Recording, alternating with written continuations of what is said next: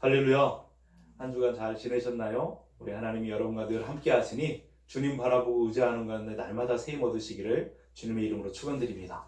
오늘도 주님 앞에 나오신 여러분들의 심령 가운데 하나님이 평강으로 더하시고 은혜 위에 은혜를 더하시기를 축복합니다. 우리가 마가복음 말씀을 함께 쭉 나누고 있는데 오늘 특별히 오늘 말씀을 이렇게 생각할 때 지난 몇 주간에 나눴던 말씀들을 한번 좀 정리해 볼 필요가 있겠습니다. 우리 예수님이 가시는 곳마다 예수님 주변에는 참 많은 사람들이 모여 있었습니다. 늘 예수님을 따라다녔죠. 예수님께서는 그래서 그들을 가르치기도 하시고 말씀으로 가르치기도 하시고 병든 자를 병을 고쳐주시기도 하시고 또 배고픈 자들에게는 먹을 것을 공급하시고 배불리게 하시기도 하셨습니다. 그런데 말씀에 보면 먹을 것을 주신 그 놀라운 얘기를 할 때에 연거푸 2번 그 이야기를 하고 계시는 것을 보게 됐죠. 한 번은 우리가 잘 아는 것처럼 떡 5개와 물고기 2마리로 남자 장정만 5,000명을 먹였던 그 사건이 있었습니다. 그래서 우리는 그것을 오병이어 기적이라 이렇게 불렀지요. 그런가 하면 이제 지지난주에 우리가 말씀을 나눴던 것처럼 예수님께서 이방인 지역에 계셨을 때에 그쪽에 가셨을 때에 많은 무리들이 또 모였습니다. 그리고 또 그들이 배고팠습니다. 그래서 그날도 예수님은 떡 7개로 4,000명만 그 남자 장정만 4,000명을 그렇게 먹였지요. 그래서 그것을 우리는 칠병이어라 이렇게 불렀습니다. 자, 그렇게 사람들이 이제 배부름을 얻고 기쁨으로 이제 충만해서 그렇게 있을 때에 지난 주일에 우리가 나눴던 말씀을 생각해 보면 바리새인들이 예수님께 찾아오지 않았습니까? 예수님을 힐난하고 또 예수님을 시험하기 위해서 예수님께 그렇게 요구를 했습니다. 뭐라고 요구를 했죠? 하늘로부터 오는 표적을 보여봐라. 이렇게 요구를 했습니다. 하늘로부터 오는 표적. 간단하게 말하면 그런 거였죠. 당신이 하나님께서 보내신 메시아라고 하는 증거를 내 눈앞에 보여봐라. 그런 표적을 보여봐라. 이렇게 요구를 했습니다.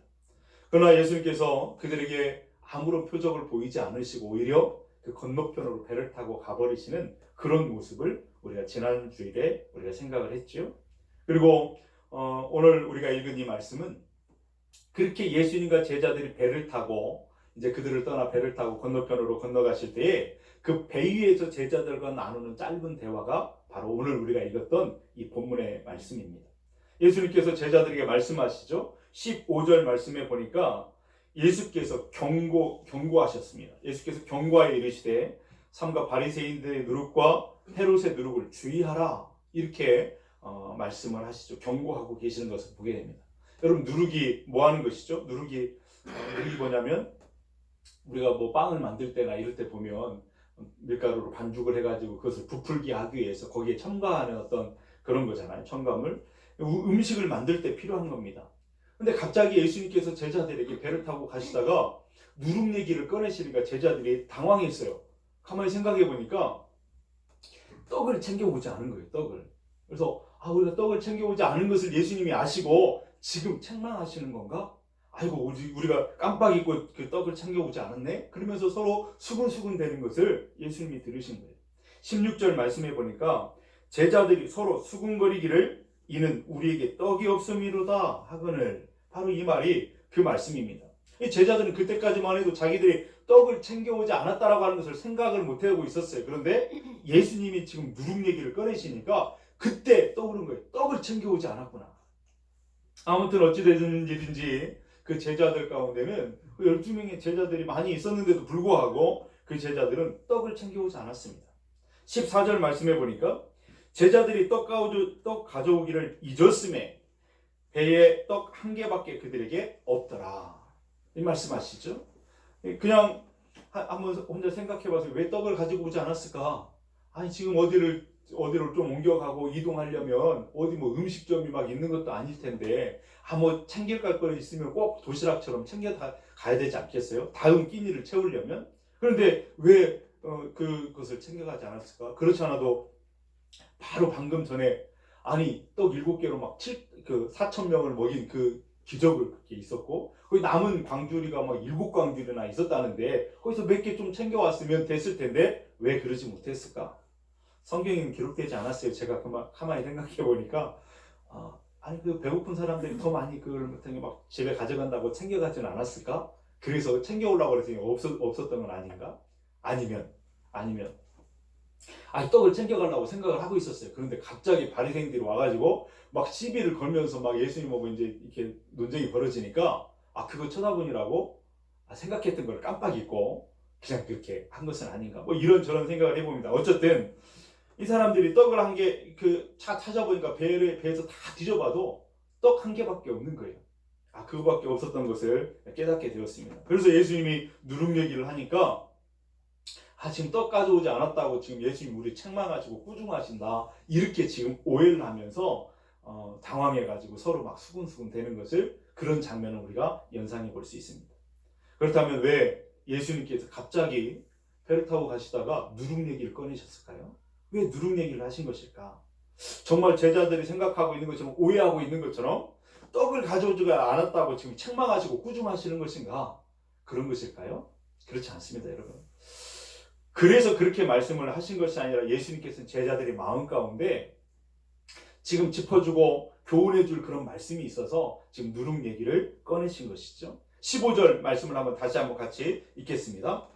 예수께서 경고하여 이르시되 삼가 바리새인들의 누룩과 헤롯의 누룩을 주의하라 하시니 아멘. 여기 예수님께서 말씀하시는 누룩, 두 가지 누룩을 이야기를 하잖아요. 하나는 바리새인들의 누룩을 이야기를 하고 또 하나는 헤롯의 누룩을 이야기하고 있습니다.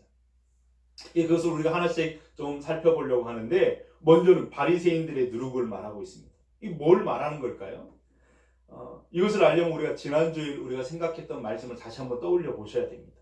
이 바리새인들이 예수님께 몰려왔죠. 그리고 말했어요. 당신이 메시아라고 하는 것을 증명하는 표적을 보여봐라. 이렇게 요구를 했습니다. 근데 예수님은 그 표적을 보여주는 대신에 깊이 탄식하시면서 안타까워하셨죠. 그리고 배를 타고 이렇게 떠나시는 그런 모습을 보게 됩니다. 그리고 지금 배 타고 가는 중에 지금 이런 상황이 벌어지지 않았습니까?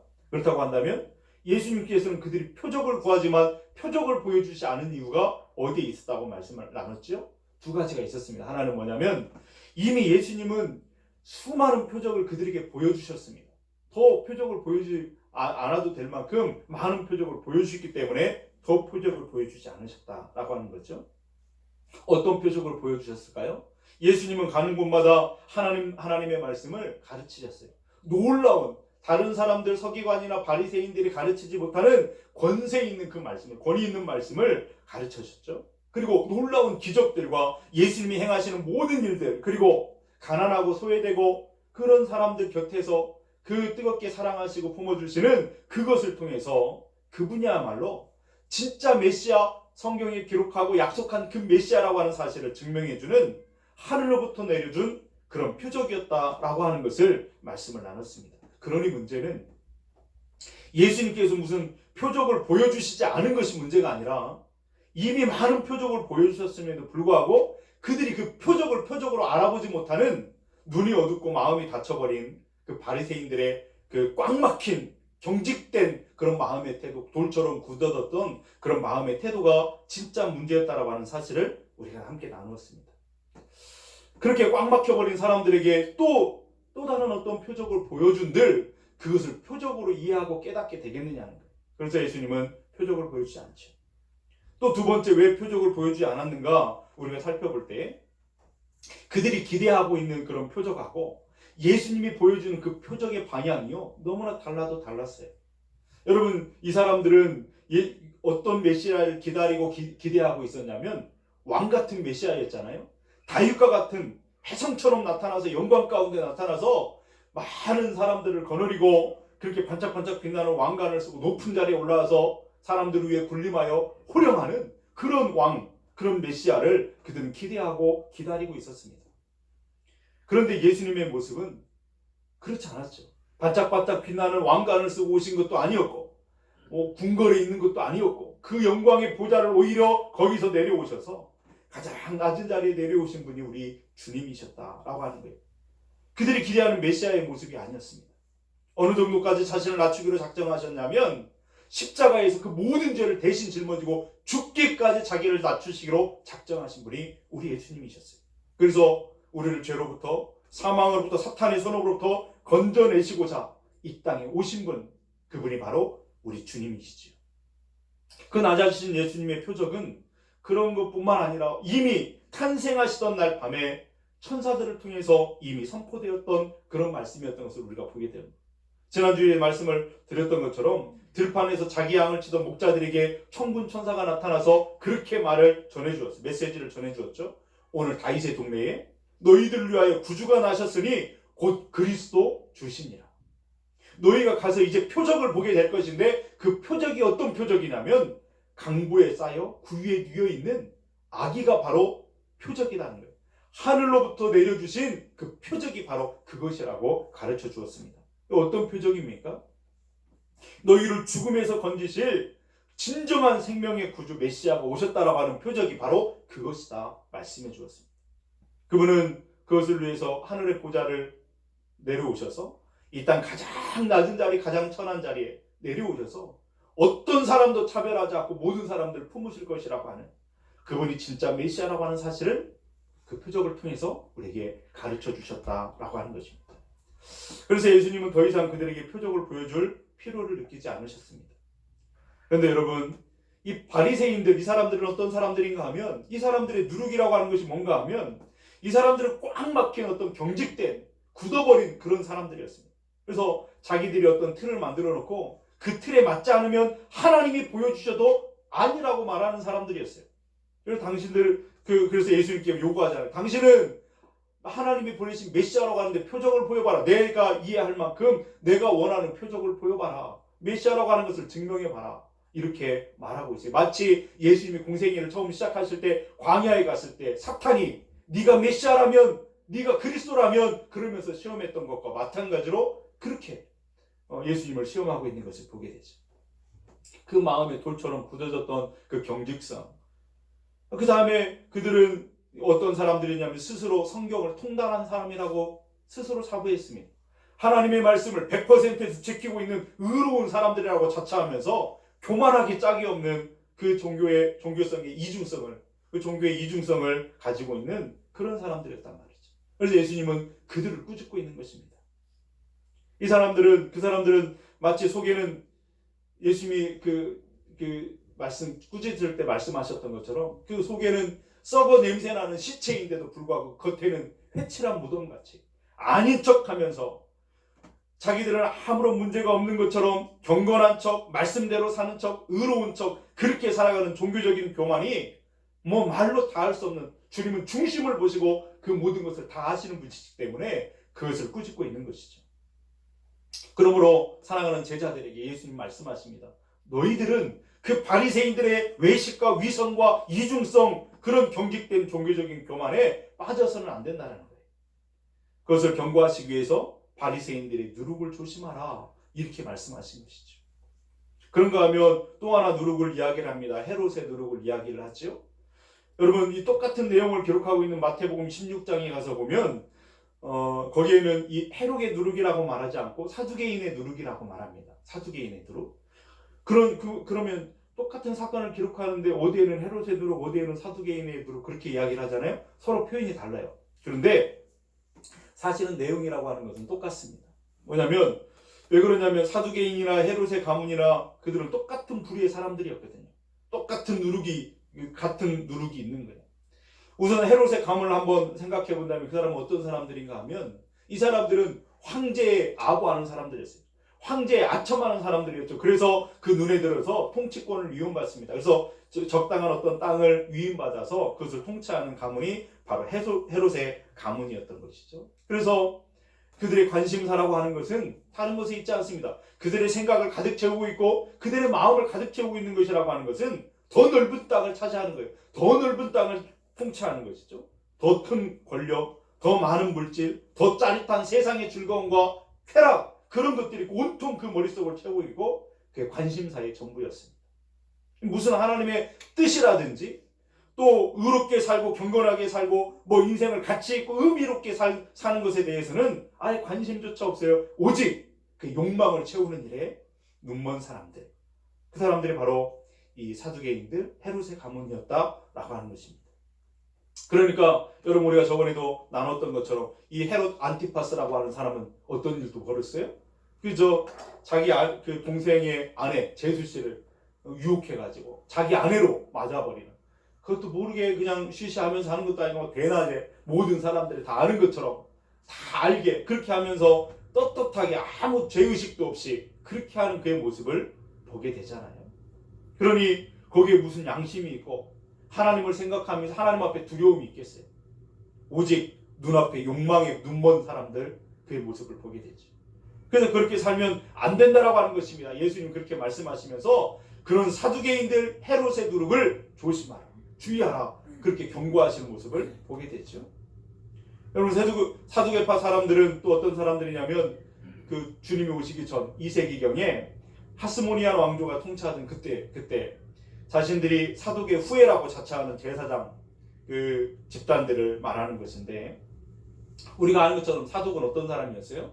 다윗과 솔로몬 시대에 정말 신실하게 그 제사장의 그 직분을 감당했던 분이 바로 사독입니다. 사독. 근데 사독의 후손들이 시간이 지나면서 이렇게 계속 이어져 나오면서 변질되어져 가지요. 그러면서 정치와 결탁해가지고 정치와 손잡고 아주 막강한 세력을 형성하게 되는데, 그때 거기에서 이제 자기 가문에서 이제 대제사장을 내게 되면서 성전을 확 그냥 틀어잡고 장악하고 해가지고 권력의 맛을 누리는, 권력의 맛을 알고 그것에 취해버린 사람들이 바로 이 사두개인들이었습니다. 이 사람들은 천국을 안 믿어요. 천국도 안 믿고 부활도 안 믿어요. 천사들도 없다고 생각하는 사람들이었습니다. 그 사람들이 믿는 것이라고 하는 것은 현실 세계 눈에 보이는 것만 믿는 거예요. 그러니까 이 사람들은 현실 세계 천국도 안 믿고 그러니까 이 세상에서 잘 먹고 잘 살고 출세하고 성공하는 것이 전부였습니다. 천국은 없으니까, 심판도 없으니까 지금 여기서 잘 먹고 잘 살고 누리는 것이 그들의 전부였어요. 그러니까 수단과 방법을 가르지 않는 것이죠. 그것을 얻기 위해서 자기 멋대로 욕망을 위해서 살아가는 사람들, 이 사람들이 바로 사두개인들이었습니다. 그러니 헤롯의 누룩이라고 하든지 사두개인들의 누룩이라고 하든지 내용은 똑같다라는 것이죠. 그놈들이었어요. 근데 바리새인들은 자기들이 거룩하라고 자랑하면서 종교적인 이중성을 가지고 돌처럼 굳었던 그 마음의 교만함, 이런 것으로 가득 찼던 사람들이었다고 한다면, 이 사두개인들은 거룩한 것에는 아예 관심도 없고 오로지 욕망 가운데에서 자기들의 부귀 영화를 위해서 그렇게 수단과 방법을 가르치 않는 이런 사람들이었으니까 예수님이 그것을 주의하라는 것입니다. 그것을 염려하고 걱정하면서 내 사랑하는 내 제자들 너희들은 정신을 차리고 이쪽도 저쪽도 속하지 말라는 거예요. 그러면서 너희들 마음 가운데 만약에 그들이 가르치는 그것에 혹여라도 그것을 추종하는 그런 마음들이 있고 그런 사람들이 있다고 한다면 깨달으라는 거예요. 그 안에 있는 그 더러운 누룩들을 뽑아버리라는 거예요. 그러면서 바리새인들의 누룩도 사두개인들 헤롯의 누룩도 따르면 안 된다라고 하는 것을 경고하는, 아주 엄하게 경고하는 그런 말씀이 바로 오늘 말씀이죠. 그러면 여러분, 혹시 우리가 지금까지 살아오면서 우리 안에는 어떻습니까? 이쪽이든 저쪽이든 그런 것 이 속에 우리 안에 조금이라도 잔재처럼 남아있는 것이 있다고 한다면 하나님이 오늘 이 시간 은혜 주셔서 여러분 안에 그것을 뽑아버릴 수 있는 은혜가 있기를 축복합니다. 성령의 불로 태워버리시는 그런 은혜가 있어지기를 주님의 이름으로 축복드립니다. 조심하라고 주님이 경고하시고 있는 것이죠. 그런데 문제는 그것만이 아닙니다. 더 크고 심각한 문제가 하나 있는데 그게 뭐냐면 제자들 속에도 누룩이 있다라고 하는 것을 보게 되죠. 여러분, 사두개인들에게 누룩이 있었고 바리새인들에게도 누룩이 있었는데 지금 예수님을 가장 가까이서 따르고 있는 그 제자들에게도 누룩이 있다라고 하는 것을 오늘 말씀은 우리에게 보여주고 있습니다. 진짜 심각한 문제가 거기에 있는 것이죠. 여러분, 제자들은 어떤 사람들이었어요? 늘 예수님 곁에서 예수님이 하시는 말씀, 그 가르치심을 가장 많이 들었던 사람들이 제자들이었습니다. 예수님이 행하시는 놀라운 이적들을 가장 가까이서 목도했던 사람들이, 그 증인들이 바로 제자들 아닙니까? 그런데 그들 속에 반드시 사라져야 되는, 없어져야 되는 그런 누룩이 있다라고 하는 거예요. 그것이 무엇인가 하면, 한번 보면 여러분, 배 위에서 예수님이 지금 제자들을 야단치고 꾸짖고 있는 모습을 그 뒤에 보면 이렇게 나타나죠. 왜냐하면 예수님이 지금 누룩 얘기를 꺼내니까 수근수근 되면서 걱정하고 염려하는 제자들의 모습을 거기서 보게 됩니다. 이게 뭘 말하는가 하면 이 사람들이 지금 예수님에 대한 믿음이 얼마나 믿음이 없는가라고 하는 사실을 거기서 그 행동을 통해서 보여주고 있는 그런 모습이죠. 지금 불과 몇 시간 전에, 방금 전에 무슨 일이 있었어요? 우리가 아는 것처럼 떡 7개로 그 수없이 많은 사람들을 배부르게 먹이고 7광주를 남기셨던 그 놀라운 기적을 목도했던 사람들이 바로 그들이었잖아요. 그것을 통해서 예수님이 누구이신가를 직접 거기서 보았던 사람들이 제자들이었습니다. 그 배고픈 사람을 먹이시는 능력의 주님, 거기서 우리가 그 제자들이 그것을 보았고 알았지 않습니까? 자신들도 그 현장에 분명히 있었고 그 떡을 받아서 그 사람들이 다른 사람들에게 나눠주었고 그 떡을 직접 자기 입에 넣어서 먹었던 사람들이었어요.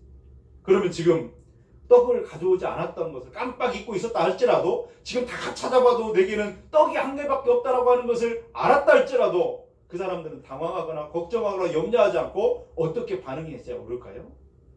걱정하지 말자. 우리가 떡을 지금 챙겨오지 못한 것은 우리의 불찰이고 우리의 실수지만 그럼에도 불구하고 그것 때문에 걱정하지 말자. 아까 우리가 얼마 전에 떡 5개로 5,000명을 먹이신 그 이적을 우리가 보지 않았느냐? 아니 방금 전에 7,000명을 먹이신 그 역사를 우리가 보지 않았느냐? 우리 주님이 그 주님이 우리와 함께 하시니 우리가 염려하고 걱정하는 것으로 반응하지 말고 주님을 바라보자. 주님을 의지하자. 이렇게 반응해야지 모르지 않았을까요? 근데 이 사람들은 방금 전에 일으켰던 그 주님의 놀라우신 능력을 금방 또 잊어버리고 마는 것을 보게 됩니다. 아이고 지금 떡을 챙겨오지 않았다고. 지금 다 때가 되었는데 지금 떡 챙겨오지 않아가지고 우리는 지금 굶게 생겼다고. 지금 그들이 염려하고 있습니다. 영적인 망각이 얼마나 심각한 모습인가를 우리가 보게 되죠. 그래서 예수님께서 그들의 영적인 연약한 모습들, 망각하고 있는 그들의 그런 모습들을 안타까워하시면서 말씀하시는 거예요. 기억을 그렇게 하지 못하느냐고, 아직도 깨닫지 못하느냐고, 방금 너희들이 보았던 그 일들을 알지 못하느냐고 그렇게 책망하고 계시죠. 19절 20절 말씀을 우리 한번 같이 다시 읽겠습니다. 19절 20절 내가 떡 5개를 5,000명에게 떼어줄 때에 조각 몇 바구니를 거두었더냐 이르되 12이니이다. 또 7개를 4,000명에게 떼어줄 때에 조각 몇 광주리를 거두었더냐 이르되 7이니이다. 아멘. 여러분 왜 예수님께서 자꾸 그것을 다시 한번 기억나게 하실까요? 왜 이걸 자꾸 다시 물어보는 걸까요? 벌써 잊었냐는 거예요. 벌써 그 일들을 다 잊었느냐고. 한 번도 그것을 경험하지 못한 사람처럼 왜 떡 가져오지 않았다라는 것, 그것 때문에 걱정하고 염려하고 있느냐 이렇게 묻고 계시는 것이죠. 너희는 눈이 있어도 보지 못하고 귀가 있어도 듣지 못하는 사람들과 똑같지 않느냐 그러면서 책망하고 있는 예수님의 모습을 보게 됩니다. 17절 18절 말씀을 다시 한번 읽겠습니다.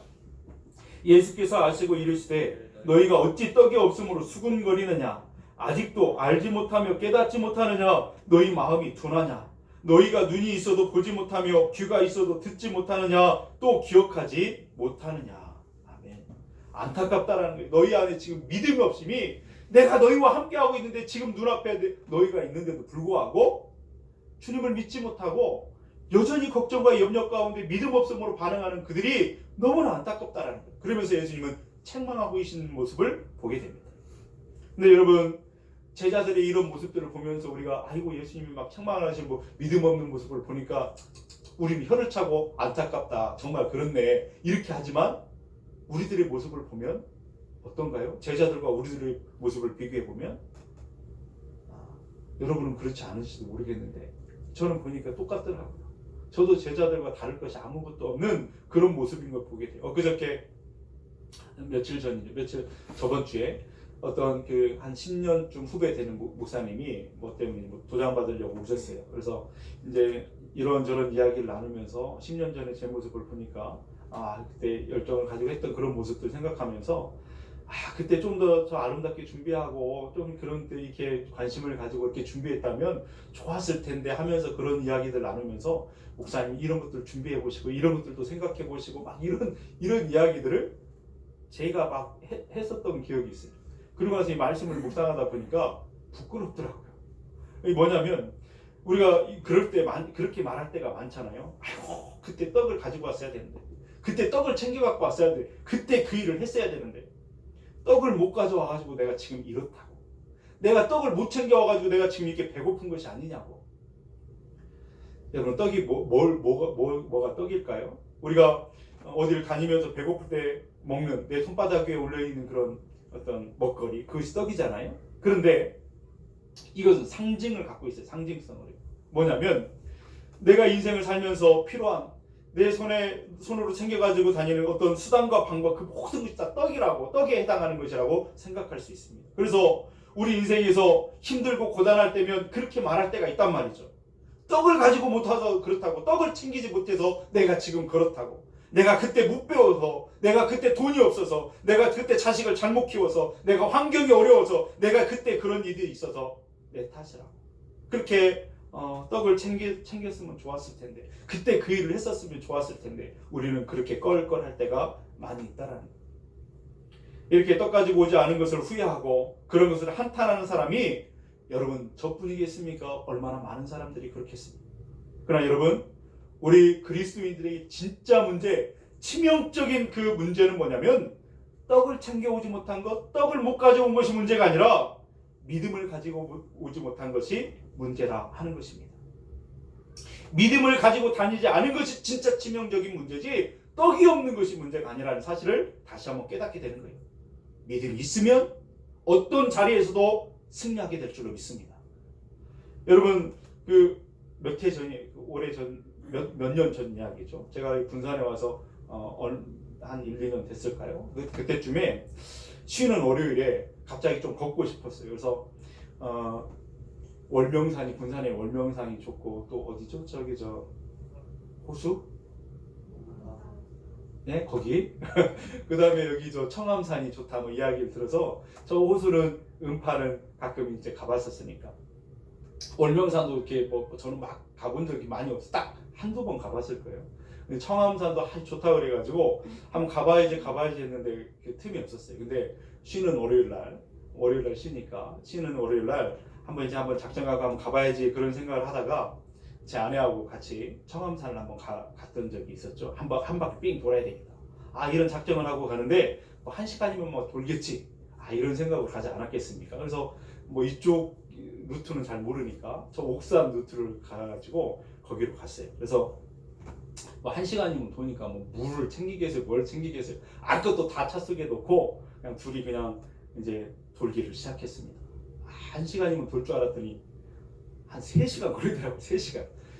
그 해변으로 따라가는데, 곧이라고 하죠. 곧. 이게 꼬불꼬불한 게 눈에 보일 때는 금방인데, 이렇게 돌면 삥 돌아가지고 막 이게 가는데, 가도 끝이 없는 거예요. 한참을 가는데 이제 다리도 뻐근해 오고, 허리가 아프더라고요. 오래 걸으면 허리가 아프대요. 허리가 많이 아프고 막 힘들어가지고, 내가 왜 이렇게 왔을까? 다시 돌아가자니 너무 많이 온 것 같고, 앞으로 가자니 안개처럼 그 길이 어떻게 또 삥삥 돌을지 모르니까 답답하더라고요. 한 2-3시쯤? 서너 시쯤 갔나요? 그러니까 막 해도 니역니역 가려고 그러고 참 답답하더라고요. 그런데 포기할 수도 없고, 그래서 이제 쭉 가다 보니까 한 3시간 걸려가고 거기 나오지 않았습니까? 그 미로 같은 길을 그냥 나왔어요.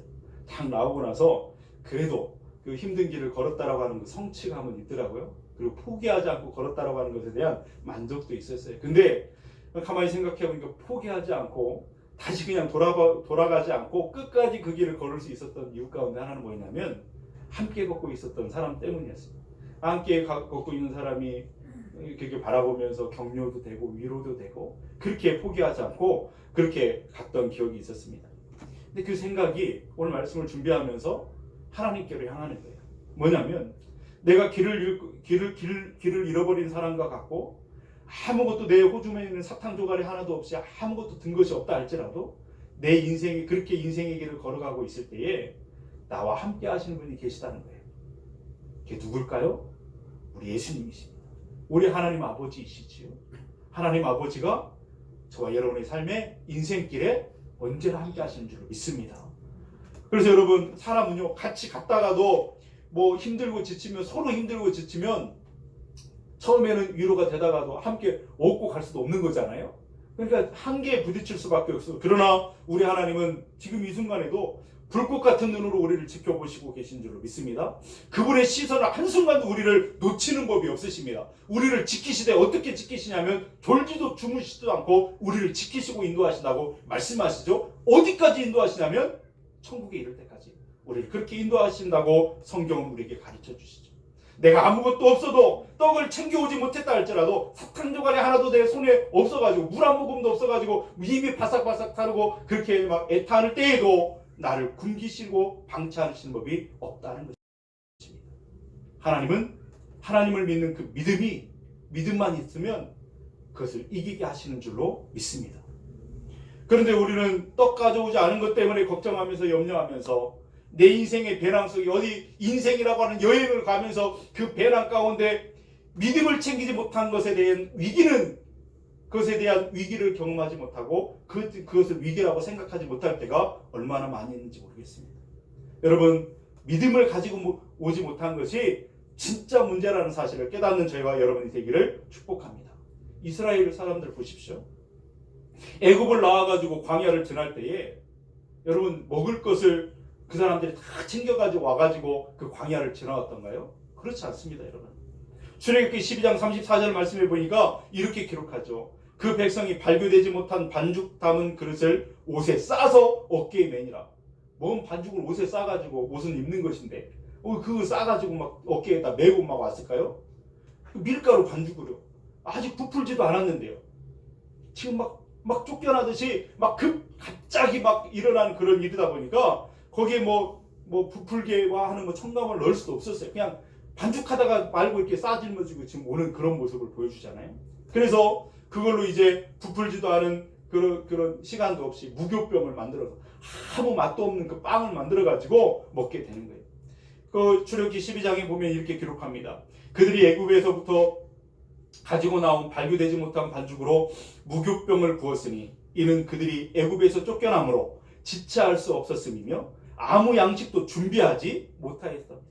아무것도 다른 양식을 준비하지 못했기 때문에 맛없는 그것이라도 만들어서 먹는 거예요. 그들이 광야 40년 동안 먹을 것을 싸가지고 온 것이야. 40년 지내니까 40년간 먹을 것을 준비해 가야지. 그리고 싸들고 니어커에다 싣고 온 것이 아니었단 말이죠. 떡을 가지고 나오지 못한, 오늘 말씀해 보니까 떡 한 덩이밖에 가지고 있지 않은, 떡을 다 챙기지 못한 제자들처럼 이 사람들도 그렇게 챙기지 못하고 그것을 왔어요. 무교병을 가지고 왔지만 그것이 며칠이나 견딜 수 있었겠어요. 40년 가운데 한 며칠, 2, 3일 또는 길어봐야 일주일, 그거면 다 끝나고 다 떨어지게 될 겁니다. 그리고 그 다음에 그래서 굶어서 한 사람씩 쓰러져 죽었더라 성경은 그렇게 기록하던가요? 그렇지 않습니다, 여러분. 광야 40년 동안 그들이 떡을 가지고 온 것이 다 떨어지고 아무것도 남지 않았지만 그들 40년의 그 광야의 시간, 그들이 농사에서 그들이 얻은 것도 아니었는데 먹이시고 입히시고 그 광야 40년 동안을 지켜주시고 인도하신 분이 누구였습니까? 우리 하나님이셨습니다. 때마다 이마다 도우시면서 메추라기와 그 만나를 끊임없이 공급하셨던 그 모습을 성경은 이렇게 기록합니다. 저녁에는 메추라기가 와서 진에 덮이고 아침에는 이슬이 진 주위에 있더니 그 이슬이 마른 후에 광야 지면에 작고 둥글며 서리 같은 가는 것이 있는지라. 이스라엘 자손이 보고 그것이 무엇인지 알지 못하여 서로 이르되 이것이 무엇이냐 하니 모세가 그들에게 이르되 이는 여호와께서 너희에게 주어 먹게 하신 양식이라. 할렐루야. 하나님께서 주셨다는 거예요. 하나님께서 그들을 먹이신다는 거예요. 하나님께서 그들을 입히신다는 거예요. 하나님이 그들을 인도하셨다라고 기록하죠. 그 하나님께서 저와 여러분의 인생길에도 필요한 것을 공급하시고 그렇게 인도하신 줄로 믿습니다. 그러므로 하나님을 믿는 그 믿음을 쌓아가지고 다니는 우리 그리스도인들이라고 하는 것은 떡을 챙기지 못한다 할지라도 그 믿음을 챙겨가는 사람들이 되어야 된다라고 하는 것이죠. 성경에 여러분 위대한 하나님께 쓰임받았던 인물들을 보십시오. 공통적인 특징이 있습니다. 뭐냐면 그들의 인생의 여정 가운데 배낭에다가 떡은 없었지만 아무것도 없었다 할지라도 그들의 인생의 배낭 가운데는 항상 하나님을 향한 믿음을 챙겨 있었다는 사실을 우리는 알게 됩니다. 아브라함을 보십시오. 아브라함에게 어느 날 하나님이 말씀하십니다. 아브라함아, 네 아들, 네가 사랑하는 그 독자 이삭을 내게 번제물로 바치라고. 얼마나 당황스럽고 얼마나 정말 그 두려운 명령입니까? 근데 그 명령 앞에 아브라함은 칼을 챙기고 또 장작을 챙겨서 아들과 함께 그 모리아 산으로 바로 출발하게 되죠. 그런데 아들이 한참 모리아 산을 올라가는데 아들이 물어봐요. 아버지, 다 이렇게 다 칼도 있고 장작도 있고 다 있는데 번제할 양은 어디 있나요? 그 아브라함이 하는 말이 하나님께서 친히 당신을 위해서 준비해 놓으셨을 것이다. 아브라함의 믿음입니다. 그 모리아산, 그 번제 그 산을 향하여 나아갈 때 그 아브라함의 믿음 그것이었어요. 아브라함은 양을 데리고 가진 않았지만, 양을 데리고 가는 것은 아니었지만 그 마음에, 그 인생의 배낭 속에다가 하나님이 준비하실 것이라고 하는 그 믿음을 가지고 그 길을 걷는 거예요. 어렵고 힘들지만, 마음이 정말 정말 어찌할 수 없는 그런 마음이 있었겠지만 하나님이 하실 것이라고 하는 그 믿음으로 가는 것입니다. 그리고 그 모리아산에 도착했을 때 우리가 다 아는 얘기잖아요. 여호와 이레 하나님은 양을 준비하셨던 것을 우리가 보게 됩니다. 믿음대로 된 것입니다. 여러분, 엘리야 선지자는 어땠습니까? 3년 6개월 동안 비가 오지 않았어요. 흉년이 들었습니다. 먹을 것이 아무것도 없이 다 떨어져 버린 위기 가운데 있을 때 하나님은 그를 사렙다 과부의 집에 가게 하시더니 거기서 머물게 하셨습니다. 그러면 그 과부의 집에 들어갈 때 그 엘리야 선지자가 먹을 것을 싸들고 갔나요? 그렇지 않습니다. 뭐 빵을 챙긴 것이 아니에요. 떡을 챙긴 것이 아니에요. 그냥 믿음만 싸가지고 갔습니다. 하나님께서 가게 하셨으니 나도 그 집안의 사람들도 하나님이 먹이실 것이라는 그 믿음 가지고 그냥 간 것입니다. 그랬더니 그 과부의 집의 가루통에는 가루가 그 흉년이 다 지날 때까지 떨어지지 않았다고 성경 기록하죠. 그 집안의 그 기름통에, 그 기름병에 기름이 마르지 않았다고 성경은 기록하고 있습니다. 흉년이 다 지나도록 하나님이 그들을 먹이시고 입히신 것을 보게 되죠. 믿음을 가지고 가는 사람, 엘리야 선지자를 보게 됩니다. 여러분, 어린 다윗이 골리앗 앞에 갔을 때에 골리앗 앞에 막 그와 싸우기 위해서 달려갈 때 칼을 차고 창을 차고 갑옷을 입고 그렇게 막 잔뜩 챙겨가지고 그와 지금 싸우러 가는 것이 아니었습니다. 뭐였죠? 물맷돌 몇 개. 그에 들었지만 그는 진짜 가지고 갔던 게 뭐냐면 믿음. 하나님을 향한 믿음을 가지고 그 앞에 나아가 선한 싸움을 싸웠던 것을 우리가 보게 되죠. 하나님께서 저 골리앗을 내 앞에서 반드시 쓰러지게 하실 것이다. 이 믿음으로 가는 것입니다. 그 믿음을 가지고 나아가니까 그 어린 소년이었지만 그 거인 골리앗 앞에서 승리를 경험하는 놀라운 축복을 그가 경험하지 않았습니까? 사랑하는 여러분, 여러분의 인생의 배낭 가운데는 지금 무엇이 가득 들어 있습니까? 여러분 남은 인생, 지금까지 살아온 인생 가운데 무엇을 챙겨오셨습니까? 앞으로 살아갈 인생 가운데 여러분 여행의 그 배낭 가운데 무엇을 챙겨가길 원하시고 무엇이 챙겨 있는지 한번 열어보십시오. 떡을 만들 때 필요한 버너도 챙기고 밀가루도 챙기고 다 만들어지는 빵도 챙기고 떡도 챙기셨습니까? 여러분 그거 다 내려놓고 그 밑바닥에부터 가득 채워야 될 것, 믿음을 채우실 수 있기를 주님의 이름으로 축원드립니다. 하나님을 신뢰하는 마음, 그분이 내게 채우실 거라시고 하는 그 믿음을 거기에 가득 채우고 그 인생의 여정, 남은 여생을 가는 저와 여러분들 될 수 있기를 주님의 이름으로 축원드립니다. 저도 마찬가지고 여러분도 마찬가지고 여러분이 아무리 잘 준비하고 아무리 많은 것을 채웠다 할지라도 여러분 그것은 금방 며칠 되지 않아 다 떨어지고 없어지게 될 것입니다. 다 우리가 먹고 없어지게 될 거예요. 그러나 하나님을 향한 신뢰와 그 절대적인 믿음을 채워가지게 되면 그 믿음이 여러분의 그 믿음이 여러분을 살게 하실 줄로 믿습니다. 그 믿음이 여러분을 승리하게 하실 줄로 믿습니다. 우리 지난날의 시간들을 돌아보면 너무나 부족했다라고 하는 것을 고백할 수밖에 없어요. 오늘 말씀을 준비하면서 부끄럽더라고요. 난 떡 챙겨오지 않았다고 생각했던 내 모습이 부끄럽더라고요. 믿음이 정말 믿음을 가지고 있는가에 대한 그 질문을 다시 한번 던지게 되었습니다. 그렇다면 이제 앞으로 살아갈 모든 시간들 앞에 우리가 정말 다시 한번 결심하고 결단하고 해야 될 것이 무엇인가? 분명합니다. 오늘 우리의 삶 가운데, 우리의 가슴 가운데, 우리의 인생의 배낭 가운데 믿음을 꽉 채우실 수 있기를, 그리고 앞으로 알지 못하는 그 시간들을 우리가 나아갈 때 그 믿음을 가지고 살아가실 수 있기를 주님의 이름으로 축원드립니다. 그렇게 축원드립니다. 여러분, 믿음을 가지고 오지 못한 것이 치명적인 그리스도인들의 문제였다고 한다면 여러분 이제 믿음을 가지고 가는 그 길이야말로 최후의 우리의 인생 가운데 주어진 복인 줄로 믿습니다. 지금도 우리를 그 하나님은 그렇게 보고 계시고 우리 안에 그 믿음을 사용하여 놀라운 일들을 행하시기를 원하고 계십니다. 그리고 끊임없이 말씀하실 거예요. 네 믿음대로 될지어다. 네 믿음대로 될지어다. 내 선한 역사에 너는 이렇게 쓰임받을지어다. 하나님이 축복하실 때 그렇게 쓰임받는 저와 여러분들 되기를 주님의 이름으로 축원드립니다. 여러분 우리가 살아갈 때 눈물 나는 형편도 만날 것입니다. 아무리 걸어도 끝이 보이지 않는, 다리가 후들거리고 어깨가 허리가 막 통증이 오고 아플 때도 있을 것입니다. 그러나 믿음을 가지고 끝이 있고 주님이 나와 함께 하신다는 그 믿음을 가지고 위를 얻고 힘을 얻고 끝까지 그 천국에 이를 때까지 인도하시는 하나님으로 인하여 승리하는 저와 여러분들 되기를 주님의 이름으로 축원드립니다. 그러면 하나님이 매출하게 때마다 일마다 매출하게 만나를 공급하시고 구름 기둥과 불 기둥으로 우리를 인도하시며 끝까지 그 일을 완주할 수 있도록 우리를 도우실 줄로 믿습니다. 그 하나님을 만나시는 저와 여러분들 되기를 바랍니다. 기도하시겠습니다.